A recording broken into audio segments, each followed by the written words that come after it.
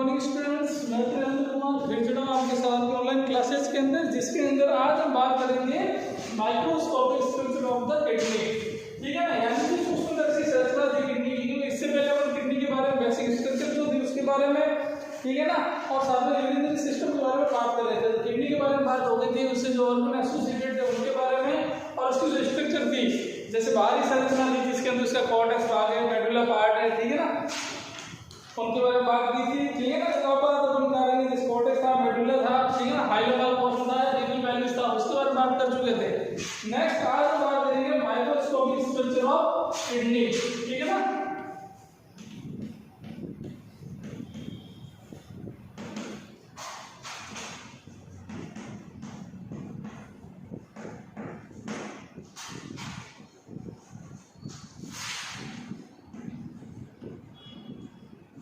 तो आज हम बात करेंगे माइक्रोस्कोपी यानी सूक्ष्मदर्शी संरचना जो होती है किडनी की, उसके बारे में बात करेंगे।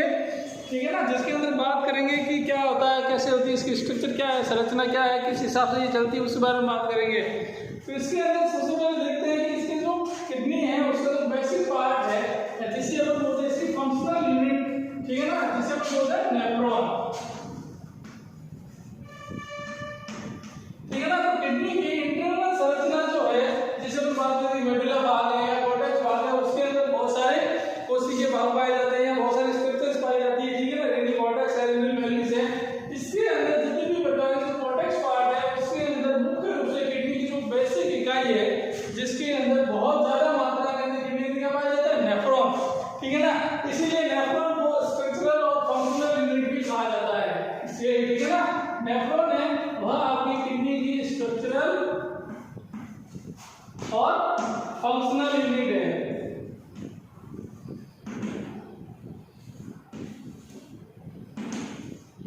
ठीक है ना, इसलिए किडनी को इसकी संरचनात्मक और क्रियात्मक इकाई भी कहा जाता है। यानी किडनी का जो मुख्य कार्य है, जैसे यूरिन का निर्माण करना है या फिल्ट्रेशन का कार्य है, ठीक है ना, तो सारा का सारा किसके द्वारा किया जाता है, आपका नेफ्रॉन के द्वारा किया जाता है। ठीक है ना, अब देखा जाए तो एक किडनी के अंदर लगभग आपकी 10 लाख के आसपास नेफ्रॉन पाए जाते हैं। ठीक है ना, ये माना जाता है कि किडनी के अंदर एक किडनी, जैसे दो किडनी है, उस किडनी के अंदर लगभग आपके 10 लाख के आसपास नेफ्रॉन पाए जाते हैं, या 10 लाख नेफ्रॉन से मिलकर आपकी किडनी बनी होती है। ठीक है ना, अब नेफ्रॉन जो है इनको मुख्य रूप से दो भागों के अंदर डिवाइड किया गया है या दो भागों के अंदर बांटा गया है। ठीक है ना, तो उसके अंदर ये देखा जाता है, एक होता है आपके कॉर्टिकल नेफ्रॉन। ठीक है, नेफ्रॉन में दो भागों के अंदर था, पहला आपका है कॉर्टिकल, ठीक है ना, और दूसरा है आपका जस्ता मेडुलरी।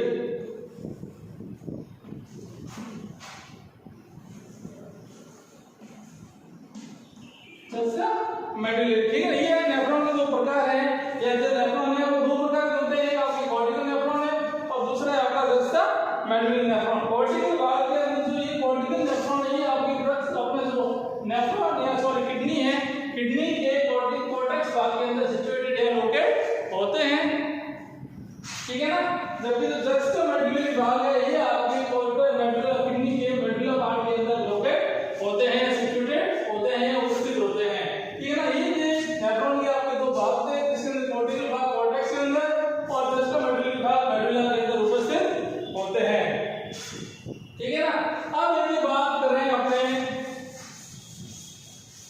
एक नेफ्रॉन की या पर्टिकुलर नेफ्रॉन की बात करते हैं, तो पर्टिकुलर नेफ्रॉन जो है वो अलग अलग भागों में अंदर डिवाइड या बटा हुआ होता है, जिसके अंदर उसकी इंटरनल या उसकी स्ट्रक्चरल स्टडी के अंदर देखा जाता है। तो नेफ्रॉन जो है उसके जो नंबरी भाग है, नेफ्रॉन की स्ट्रक्चर होती है,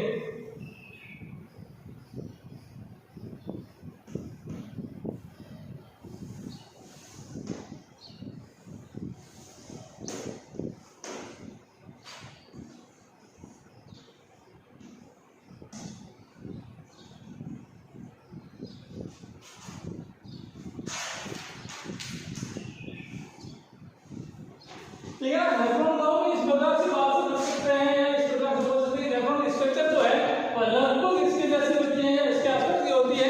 बेसिक स्ट्रक्चर की बात करें नेफ्रॉन के अंदर, तो सबसे पहले देखते हैं इसके भाग को बात करें। यह जो भाग है सबसे पहले जो कैप्सूल है, ठीक है ना, इसे अपन बोलते हैं बोमन कैप्सूल, ये नेफ्रॉन के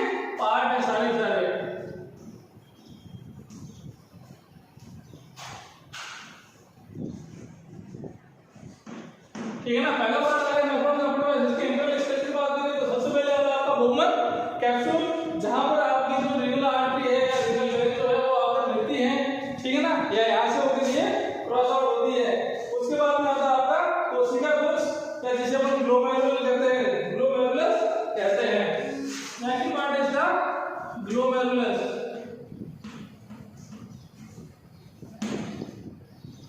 ठीक है, ग्लोमेरुलस के बाद तीसरा पार्ट जो आता है वह आता है आपका प्रॉक्सिमल कन्वोल्यूटेड ट्यूब।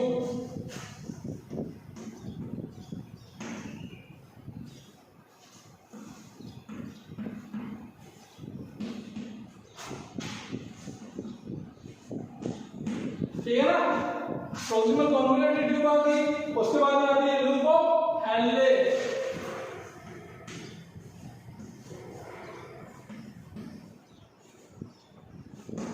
और लूप ऑफ हैनले के बाद में जो आता है वह आती है आपकी डिस्टल कन्वोल्यूटेड ट्यूब।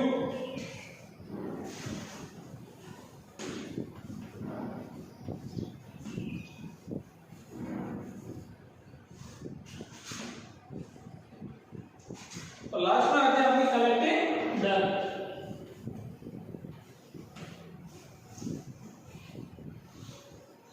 यह जो पार्ट है ये इन सारे पार्ट से मिलकर एक नेफ्रॉन का निर्माण होता है, जिसके अंदर सबसे पहले बात करें यह वाला पोर्शन आता है, यह आता है आपका बोमन कैप्सूल होता है। ठीक है ना, बोमन कैप्सूल के अंदर ये जिसका इंटरनल पार्ट है, यहाँ पर बहुत सारी वेन्स है, आर्टरीज है, मिलती है या यहाँ से निकलती है, क्रॉस आउट होती है, जिससे अपन बात को इस पार्ट को बोलते हैं ग्लोमेरुलस आ गया।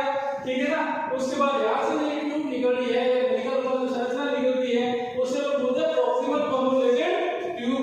ठीक है ना, प्रॉक्सिमल कन्वोल्यूटेड ट्यूब आगे जाके जो लूप का निर्माण कर रही है, इस लूप को अपन बोलते हैं लूप ऑफ हैनले। ठीक है ना, और उसके बाद में निकलती है आपकी जो ऊपर की तरफ वापस आती है ट्यूब, इसे अपन बोलते हैं डिस्टल कन्वोल्यूटेड ट्यूब। ठीक है ना, और उसके बाद में लास्ट में यहाँ आती है, यहाँ पर आपकी होती है कलेक्टिंग डक्ट। ठीक है ना, तो इन सभी बातों से मिलकर आपका नेफ्रॉन का निर्माण होता है। तो सबसे पहले बात करेंगे बोमन कैप्सूल की, क्या होता है, कैसा होता है, ठीक है ना, और क्या कार्य वगैरह होते हैं, कैसे इसकी स्ट्रक्चर वगैरह या संरचना वगैरह होती है। तो सबसे पहले बात करते हैं बोमन कैप्सूल की। तो बोमन कैप्सूल के अंदर देखा जाता है नेफ्रॉन का सबसे ऊपरी भाग जो होता है उसे अपन बोलते हैं बोमन कैप्सूल, यानी सबसे ऊपर का या प्रथम भाग जो होता है वह होता है आपका बोमन कैप्सूल। ठीक है ना, और इसकी जो संरचना है वह होती है आपकी कप या प्याले कह सकते हो। ठीक है ना, कप शेप की होती है या कप के जैसे इसकी संरचना होती है, जिसके अंदर क्या दो प्रकार की लेयर पाई जाती है, एक होती है आपकी विस्ट्रल लेयर और दूसरी होती है पैराइटल, और दूसरी होती है पैराइटल लेयर। ठीक है ना, अब होता क्या है, विस्ट्रल और पैराइटल दो प्रकार की लेयर पाई जाती है, जिसके अंदर आपकी जो विस्ट्रल लेयर है वह आपकी स्क्वामस एपिथेलियम ओसियोर से बनी होती है, जबकि पैराइटल लेयर है वह आपकी उतला है एंडोथेलियम टिश्यू से मिलकर बनी होती है। ठीक है ना, विस्ट्रल लेयर है वो स्क्वामस एपिथेलियम टिश्यू से, और जो पैराइटल लेयर है वो आपको होती है एपिथेलियम टिश्यू से। ठीक है ना, ये होती है, और इसके अंदर बहुत सारी पोडोसाइट्स पाई जाती है, या जो कोशिकाओं से मिलकर बनी होती है उन्हें अपन क्या कहते हैं, पोडोसाइट्स।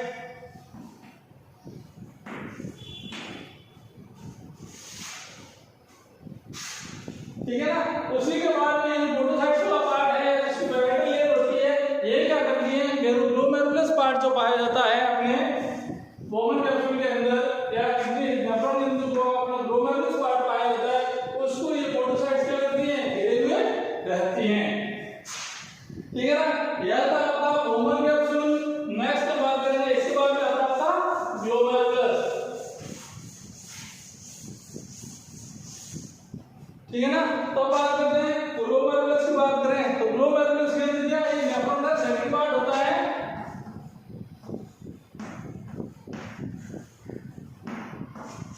ठीक है ना, जैसे अपन बात करते हैं जैसे प्याले के ऊपर जो संरचना पाई जाती है इसके अंदर,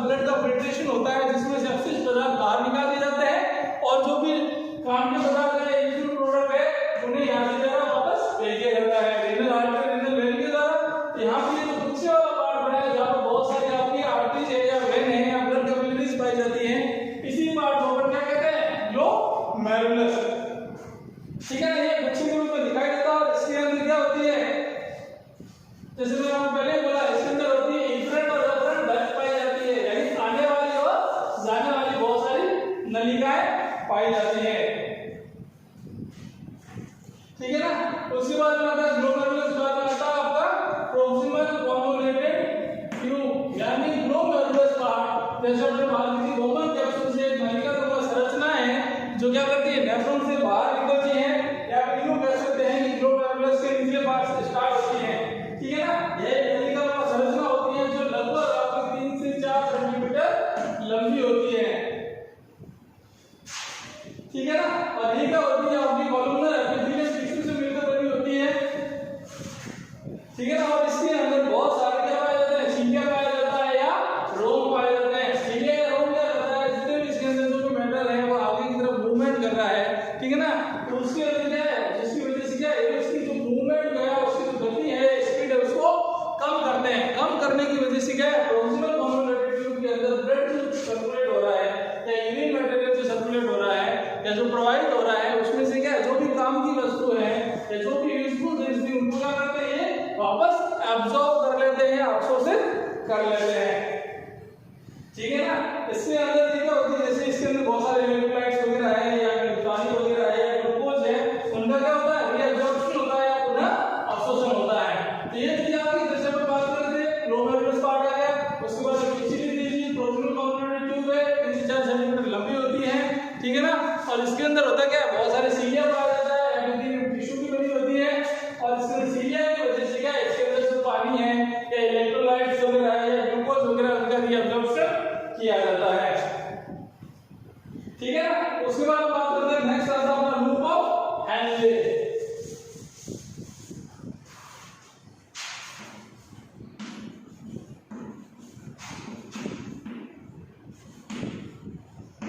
अब बात करते हैं लूप ऑफ हैनले, यानी अपने बात करें तो नीचे की तरफ चंद्रा का मूल जो होता है। ठीक है ना, यह पार्ट जो है इसी पर बात करते हैं लूप ऑफ हैनले। ठीक है ना, यह नेफ्रॉन का चौथा भाग है जो क्या करता है, आपकी जो प्रोक्सिमल कॉन्वोल्यूटेड ट्यूब है उसके जस्ट आगे जाकर क्या मुड़ जाता है। जैसे बात की थी ना, यहाँ से जो प्रोक्सिमल कॉन्वोल्यूटेड ट्यूब आ रही है आपकी क्या मुड़ जाती है, तो मुड़ने के कारण ये इसके अंदर लूप का संरचना हो जाता है जो यू शेप की होती है। ठीक है ना, और इसी यू शेप की जो संरचना है, स्ट्रक्चर है, उसके ऊपर कहते हैं लूप ऑफ हैनले। ठीक है ना, इससे एक साइड में आपकी प्रोक्सिमल कॉन्वोल्यूटेड ट्यूब और दूसरी साइड में आपकी डिस्टल कॉन्वोल्यूटेड ट्यूब उपस्थित होती है। तो नेक्स्ट बात करते हैं अपन डीसीटी या डिस्टल कॉन्वोल्यूटेड ट्यूब की। तो यदि बात करें डिस्टल कॉन्वोल्यूटेड ट्यूब की, तो ठीक है, ये लूप ऑफ हैनले की दूसरी तरफ की संरचना है या स्ट्रक्चर होती है, संधाई नलिका या कलेक्टिंग ट्यूब कहा जाता है इसे। ठीक है ना, जो क्या करती है, इसके भीतरी सतह पर रोम वगैरह कुछ भी नहीं पाया जाता है, लेकिन चढ़ाई की वजह से इसके अंदर क्या है, बहुत ही कम पदार्थों का रीअब्जॉर्प्शन वगैरह या आगे की तरफ भेजने का कार्य किया जाता है। नेक्स्ट आती है, इसके बाद आती है आपकी कलेक्टिंग डक्ट या संधाई नलिका।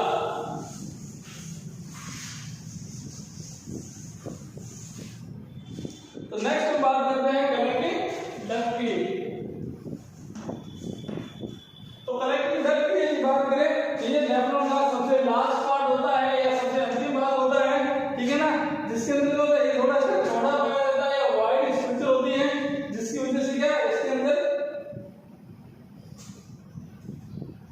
जो भी ग्लोमेरुलस से प्रोडक्ट आगे पदार्थ वगैरह जो बाहर आगे समाहित हुए हैं, उसके अंदर लिक्विड था या जो भी प्रोडक्ट वगैरह थे या मटेरियल था, वो सारा का सारा आगे क्या करता है, कलेक्टिंग डक्ट के अंदर स्टोर हो जाता है। यानी जैसे ग्लोमेरुलस जो पार्ट था उसके अंदर जितने भी प्रकार की जो ब्लड का फिल्ट्रेशन वगैरह हुआ है, ठीक है ना, तो वहां से जो भी पदार्थ वगैरह अवशिष्ट पदार्थ वगैरह है, जो भी निकला है, जब एग्जैक्टली बोले तो इसको भी कहा जाता है, वो सारा का सारा अपना PCT, loop of Henle, DCT जो होता है वो कलेक्टिंग डक्ट के अंदर आके आपका स्टोर हो जाता है या संग्रहित हो जाता है। ठीक है ना, और यहाँ पर क्या पिरामिडों के जो शिखर पाए जाते हैं या अपेक्स पार्ट पाया जाता है वह खत्म हो जाता है, समाप्त हो जाते हैं। यहाँ पर जो अपनी संग्रह है कलेक्टिंग डक्ट है, खुलकर एक बड़ी नलिकाओं में बदल जाती है। यानी छोटी छोटी जो कलेक्टिंग डक्ट की आपकी, ठीक है ना, जैसे बात की थी कि एक किडनी के अंदर लगभग 10 लाख के आसपास नेफ्रॉन पाए जाते हैं। यहाँ पर प्रत्येक नेफ्रॉन की जो कलेक्टिंग डक्ट थी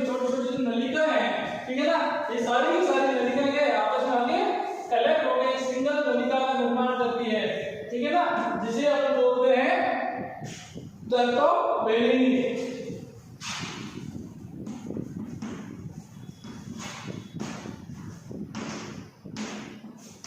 डक्ट ऑफ बेलिनी का निर्माण किया जाता है, ठीक है ना। और यहीं से ये जो डक्ट ऑफ बेलिनी है ये आगे जाके आपकी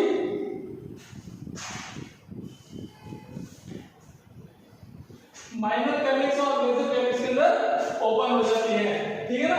तो ये था आपका टोटल आपकी नेफ्रॉन की संरचना, जिसके अंदर सबसे पहले था आपका वोमन कैप्सूल, उसके बाद ग्लोमेरुलस, उसके बाद आपकी पीसीडी प्रॉक्सिमल कम्युनिकेटिव ट्यूब, उसके बाद ग्रुप ऑफ हैंडले, और उसके बाद आपकी डिस्टल कम्युनिकेटिव ट्यूब, और उसके बाद में आगे आपका कलेक्टिंग डक्ट। और बहुत सारी कलेक्टिंग डक्ट इकट्ठी होकर या वेंट्रल कैसा निर्माण करती है, डक्ट ऑफ बेलिनी का। और यही डक्ट ऑफ बेलिनी जो है वो आपका यूरिन को लेकर आगे पहुंच जाती है माइनर कैलिक्स, माइनर कैलिक्स से मेजर कैलिक्स, ठीक है ना। और मेजर कैलिक्स ये आ जाती है रीनल पेल्विस के अंदर, और रीनल पेल्विस से आता है यूरिन आपका सारा यूरिथ्रा के अंदर, और वहां से बॉडी से बाहर निकाल दिया जाता है, ठीक है ना। तो यह थी आपकी माइक्रोस्कोपिक स्ट्रक्चर ऑफ किडनी, ठीक है ना। जिसके अंदर एक बार फिर से बात करें तो जनरल स्टार्टिंग से बात करते हैं।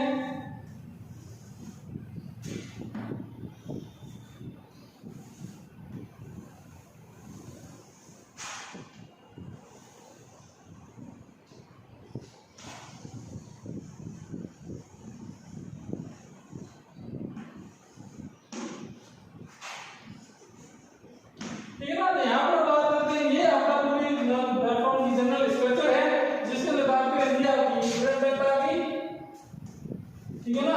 और ये आपकी अफ्रेंट डक्ट आ गई, ठीक है ना। उसके बाद में ये वाला जो पोर्शन है इसे अपन बोलते हैं वोमन कैप्सूल, ठीक है ना। होता क्या है वोमन कैप्सूल में ये लिखा जाता है कि आपको इंफ्रारेड डक्ट है वो बहुत सारे पेडोकल्स है, ब्लड वगैरह है जो भी है आपको स्विच बताता है, वो लाके लाती है ग्लोमेरुलस पार्ट के अंदर। तो ये वाला पार्ट आ गया आपका ग्लोमेरुलस पार्ट, ठीक है ना। अब यह ग्लोमेरुलस पार्ट है, ये वाला ग्लोमेरुलस पार्ट आ गया जिसके अंदर बहुत सारी नलिकाओं का जार पाया जाता है, ठीक है ना। उसके बाद में आती है, उसके बाद जो नीचे की स्ट्रक्चर आती है नेफ्रॉन संरचना है, इसे हम बोलते हैं प्रॉक्सिमल कन्वोल्यूटेड ट्यूब। उसके बाद ये वाला पोर्शन जो आता है नीचे वाला आपका जो यू शेप की आकृति बनती है इसके अंदर, ठीक है ना, जिसे हम बोलते हैं लूप ऑफ हैंडले, ठीक है ना। और उसके बाद ये वाला पोर्शन आता है, ये आपका है डिस्टल कन्वोल्यूटेड ट्यूब, और उसके बाद यहां से निकल जाती है आपकी कलेक्टिंग डक्ट। और ये बहुत सारे जो कलेक्टिंग डक्ट आपकी इकट्ठी होती है तो वहां पर आपकी बनती है डक्ट ऑफ बेलिनी। और यही डक्ट ऑफ बेलिनी जो है यूरिन को लेकर आपकी माइनर कैलिक्स, माइनर कैलिक्स से मेजर कैलिक्स, और मेजर कैलिक्स के बाद में ये चले जाते हैं आपके रीनल पेल्विस के अंदर, और रीनल पेल्विस से चले जाते हैं यूरिथ्रा के अंदर, और यूरिथ्रा से सीधे मूत्रा से यूरिनरी ब्लैडर के अंदर, और वहां से बॉडी से बाहर निकाल दिया जाता है। तो यह थी आपकी माइक्रोस्कोपिक स्ट्रक्चर ऑफ किडनी, जिसके अंदर उसकी जो बेसिक संरचना थी उनके बारे में बात की अपन ने, क्या क्या होता है, कैसे होता है, ठीक है ना, और किस चीज से बने हुए होते हैं। नेक्स्ट बात करेंगे फंक्शंस ऑफ किडनी, यानी किडनी काम क्या क्या करती है। तो फंक्शन के अंदर देखिए तो सबसे पहले जो आते हैं किडनी को जो कार्य है उनको मुख्य रूप से दो भागों के अंदर डिवाइड करेंगे। एक आते हैं जनरल फंक्शन और दूसरे आते हैं आप इसके स्पेसिफिक फंक्शन, ठीक है ना। अब बात करते हैं जनरल फंक्शन या स्पेसिफिक फंक्शन की अगर बात करें तो सबसे पहले जो जनरल फंक्शन है उसके अंदर देखिए तो सबसे पहले आता है balance of electrolytes.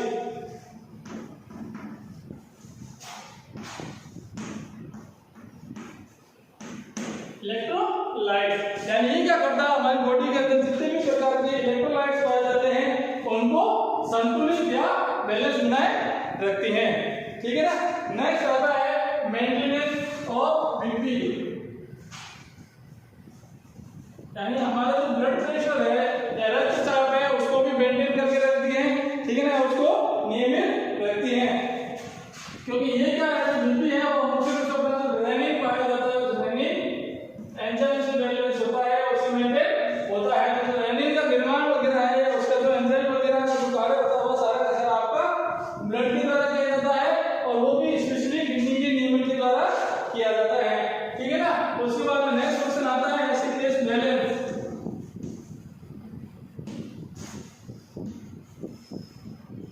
Acid base balance यानी हमारी बॉडी के अंदर हम लोग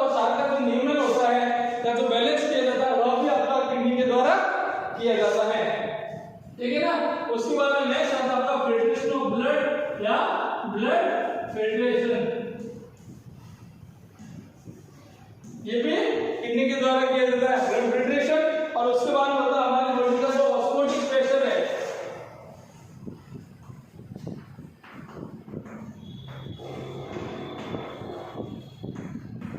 ये भी किडनी के द्वारा ही बैलेंस किया जाता है। ये सारे जनरल फंक्शंस थे किडनी के, ठीक है ना। इसके अंदर सबसे पहला था बैलेंस ऑफ इलेक्ट्रोलाइट्स का बैलेंस होता है, वो किया जाता है, ठीक है ना। उसके बाद मेंटेनेंस ऑफ बीपी है, उसका काम किडनी के द्वारा किया जाता है। एसिड बेस बैलेंस जो है वो भी किडनी के द्वारा किया जाता है। ब्लड का फिल्ट्रेशन किया जाता है, ऑस्मोटिक प्रेशर को मेंटेन करके रखा जाता है, ठीक है ना। अब एक स्पेशल कार्य की बात करें, स्पेशल कार्य में सबसे पहले आता है यूरिन फॉर्मेशन।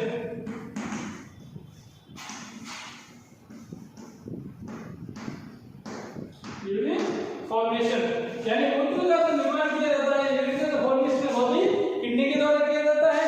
और इसके साथ में ब्लड को छानने का कार्य किया जाता है, फिल्ट्रेशन जैसे मैंने बताया था ना, ब्लड फिल्ट्रेशन का कार्य।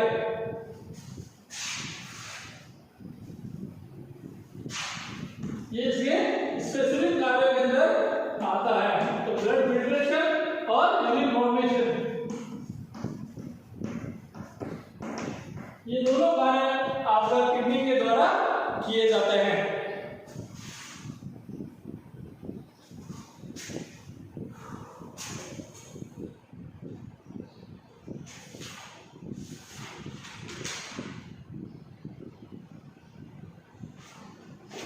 तो नेक्स्ट अपन बात करें, इसके बाद में आता है फॉर्मेशन ऑफ यूरिन। जैसे अपन बात किया था ना, स्पेसिफिक कार्य के अंदर बोलते हैं कि किडनी के द्वारा यूरिन का फॉर्मेशन किया जाता है या निर्माण किया जाता है। तो यूरिन का निर्माण जो किडनी के अंदर किया जाता है वो कैसे किया जाता है, क्या प्रोसेस है उसका, उसके बारे में बात करते हैं। उसके बाद बात करने के बाद बात करते हैं यूरिन के फॉर्मेशन या फॉर्मेशन ऑफ यूरिन।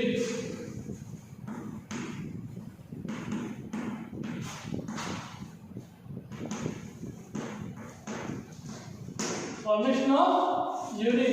अब इन यूरिन के निर्माण या निर्माण की बात करते हैं। इसके अंदर देखा जाता है कि सबसे पहले जो आता है यूरिन निर्माण की प्रोसेस होती है, उसके अंदर सबसे पहली प्रोसेस आती है आपकी, इसको क्या मुख्य रूप से 3 भागों के अंदर डिवाइड कर दिया गया यूरिन के फिल्ट्रेशन को या निर्माण की। तो इसके अंदर 3 स्टेज आती है, जिसके अंदर सबसे पहले आता है ग्लोमेरुलर फिल्ट्रेशन।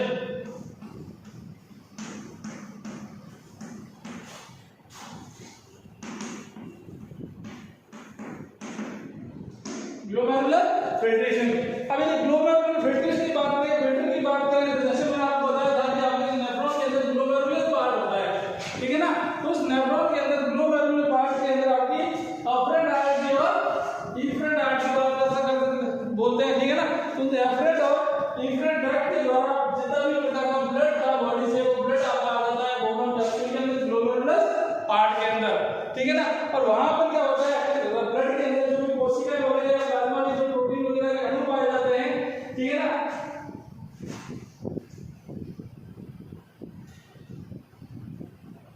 तो वहां पर क्या, जैसे ही प्रेशर के साथ में आपके ग्लोमेरुलर पार्ट के अंदर आते हैं, वहां पर ब्लड के अंदर जो कोशिकाएं पाई जाती है या प्लाज्मा पाया जाता है, जिनके कण बड़े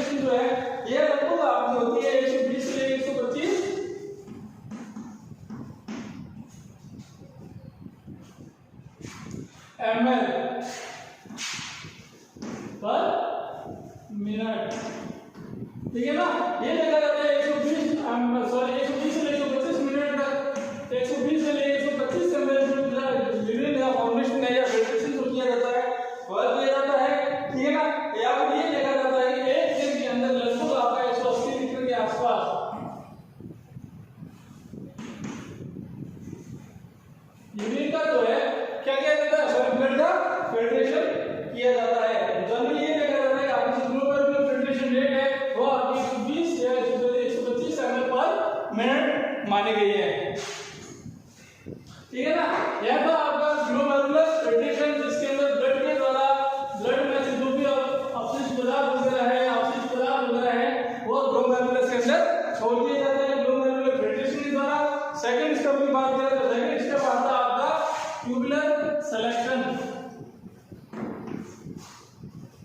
ठीक है ना, तो ट्यूबुलर सिलेक्शन की बात करें तो सिलेक्शन भी ऑब्जर्वेशन होता है, उसके अंदर बात करें तो सेकंड स्टेप आपका ट्यूबुलर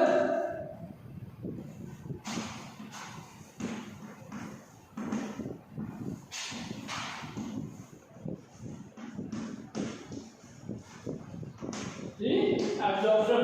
ट्यूबुलर सिलेक्शन की अगर इसकी बात करें तो यहाँ पर क्या है, आपने जैसे बात की थी प्रॉक्सिमल और डिस्टल कॉम्प्लीमेंट्री ट्यूब की बात की थी। ठीक है ना, तो यहाँ पर क्या है, ग्लोमेरुलर फिल्ट्रेशन के द्वारा जो कि लिक्विड वगैरह छानकर या फिल्टर होकर आया है, ठीक है ना, इसके अंदर क्या कई उपयोगी पदार्थ भी पाए जाते हैं, कई अनुपयोगी पदार्थ भी पाए जाते हैं। तो ट्यूबुलर सिलेक्शन या ऑब्जर्वेशन के नाम जो सिलेक्ट या सिलेक्शन किया जाता है, जो काम की चीजें हैं उनका रीअब्जॉर्प्शन किया जाता है, जैसे पानी है, सोडियम है, ग्लूकोज है, इन सब का आपकी जो सेक्रेटरी की बात की जाए जैसे प्रॉक्सिमल कॉम्प्लीमेंट्री ट्यूब थी तो उनके अंदर क्या है, इनका सिलेक्टिव रीअब्जॉर्प्शन किया जाता है। ठीक है ना, और इसके अंदर रीअब्जॉर्प्शन बात है जैसे कुछ वेस्ट प्रोडक्ट है जैसे यूरिया है या यूरिक एसिड वगैरह है, क्रिएटिनिन है, उनका अब्जॉर्प्शन नहीं होता, जो क्या होता है यूरिन के साथ में बॉडी से बाहर निकाल दिया जाता है। ठीक है ना, और यही क्रिया आपकी रीअब्जॉर्प्शन या ट्यूबुलर रीअब्जॉर्प्शन प्रोसेस भी कहलाती है। ठीक है ना, तो अब देखो सेकंड स्टेप था, उसके बाद आता है आपका ट्यूबुलर सीक्रेशन।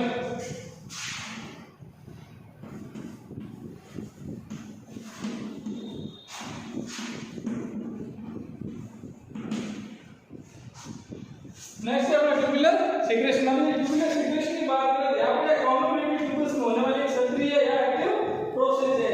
इसके अंदर क्या ब्लड के अंदर जितनी भी प्रकार की घुलित अपने जो अपशिष्ट पदार्थ वगैरह है या वेस्ट प्रोडक्ट वगैरह है, इसके पोटेशियम है या कार्बन आयन वगैरह पाए जाते हैं, ठीक है ना, या औषधियां वगैरह या मेडिसिन वगैरह पाई जाती है, उन सभी को बॉडी से बाहर निकाल दिया जाता है, जिसे हम ट्यूबुलर सीक्रेशन कहते हैं। ठीक है ना, और यहाँ से ये क्या सारे आपके कलेक्टिंग डक्ट के अंदर स्टोर कर दिए जाते हैं।